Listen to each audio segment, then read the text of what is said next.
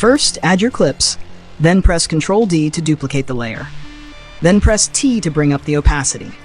Set a keyframe at 69. Yeah, you heard that right, 69. Now set another keyframe where you want the ghost effect to fade out. Set the opacity to 0.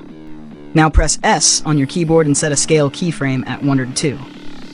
Press U to reveal all keyframes, then go to the last opacity keyframe and set the scale to 225. Now you've got the ghost effect, but it's not smooth yet. So select all keyframes and apply Easy Ease.